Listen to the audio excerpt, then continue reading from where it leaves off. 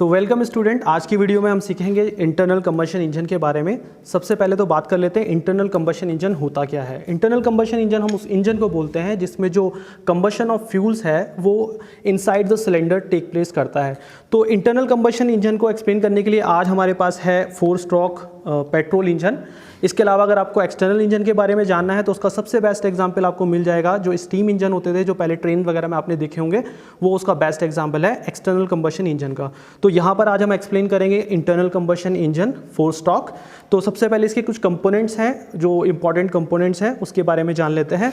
तो स्टार्ट करते हैं विथ फ्लाई व्हील। जो आपको ये रेड कलर का व्हील दिख रहा है इसको हम बोलते हैं फ्लाई व्हील। इसके बाद जो यहाँ पर ये जो मूव कर रही है इसको हम बोलते हैं क्रैंकशाफ्ट। देन ये जो रॉड आपको दिख रही होगी ब्लैक कलर की, इस रॉड को हम बोलते हैं कनेक्टिंग रॉड। और ये यहाँ पर जो मूव कर रहा है वाइट कलर का अप एंड डाउन, इसको हम बोलते हैं पिस्टन। इसके बाद यहाँ पर हमारे पास 2 पोर्ट होते हैं, ये 2 वॉल्व होते हैं, एक होता है इनलेट वॉल्व, एक होता है एग्जॉस्ट वॉल्व। इसके बाद यहाँ पर हमारे पास होता है कार्बोरेटर जिसमें आपका एयर और फ्यूल का मिक्सचर मिक्स किया जाता है और सिलेंडर को सप्लाई किया जाता है। इसके अलावा आप यहाँ पर साइड में कुछ गियर मैकेनिज्म देख पा रहे होंगे। यहाँ पर कुछ गियर्स बने होते हैं। इन गियर का काम ये होता है जो आपकी ये जो वॉल्व की ओपनिंग और क्लोजिंग है इसको ओपन और क्लोज करने के लिए यहाँ पर ये गियर मैकेनिज्म दिया होता है जो इस फ्लाई व्हील के अकॉर्डिंग एडजस्ट होता है। जब पिस्टन मूव करेगा तो उसके अकॉर्डिंग ये जो आपकी फ्लाई व्हील है, ये जो आपके वॉल्व्स हैं ये ओपन और क्लोज होते हैं। जैसे कि आप यहाँ पर देख पा रहे होंगे कि इनका मूवमेंट यहाँ पर आपको दिख पा रहा होगा लाइक दिस। तो इस गियर मैकेनिज्म के थ्रू आपकी ये जो पीछे जो आर्म होती हैं ये आपके रॉकर आर्म को कंट्रोल करती हैं और ये रॉकर आर्म आपके वॉल्व्स को कंट्रोल करते हैं। तो ये थे उसके कुछ पार्ट्स। इसके अलावा चलो अब बात कर लेते हैं कि 4 स्ट्रोक इंजन इसे बोलते क्यों हैं। तो इसको हम 4 स्ट्रोक इंजन इसलिए बोलते हैं क्योंकि इसमें जो कंप्लीट साइकिल है वो 4 स्ट्रोक में कंप्लीट होती है। अब स्ट्रोक को जान लेते हैं कि स्ट्रोक क्या चीज़ होती है। स्ट्रोक होता है पिस्टन का एक पोजीशन से दूसरी पोजीशन तक मूव करना।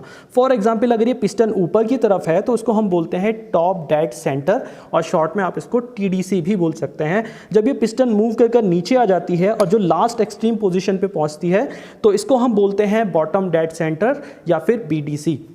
तो ये जो पिस्टन का मूवमेंट है from top to bottom it is called 1 single stroke.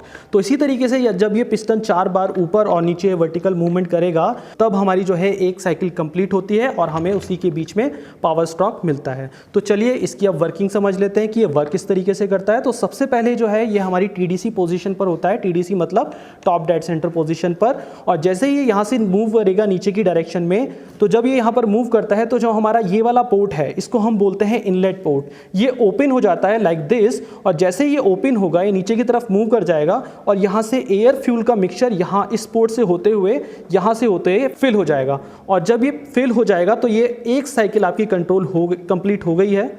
तो जब ये फिल हो जाएगा तो आपकी एक साइकिल कंप्लीट हो जाती है, पिस्टन नीचे की तरफ पहुँच जाता है।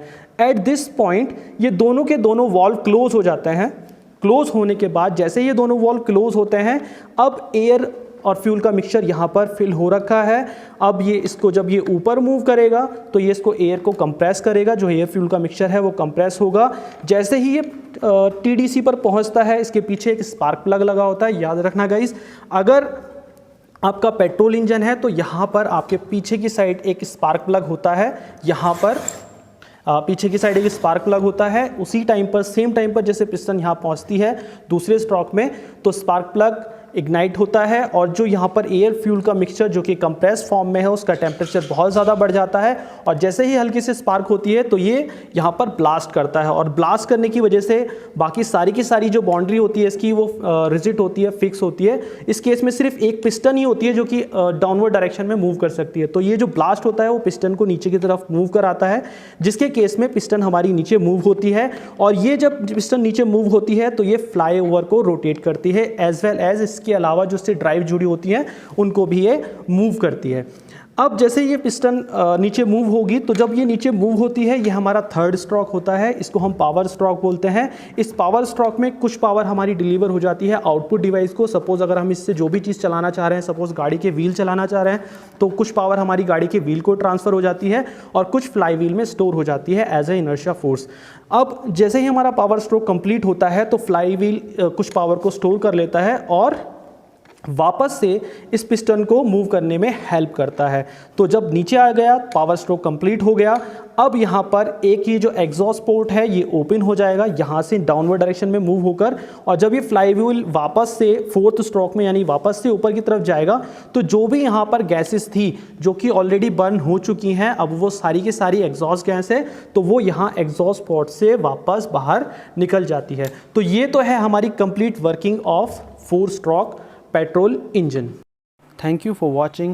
Please subscribe the channel for more related videos.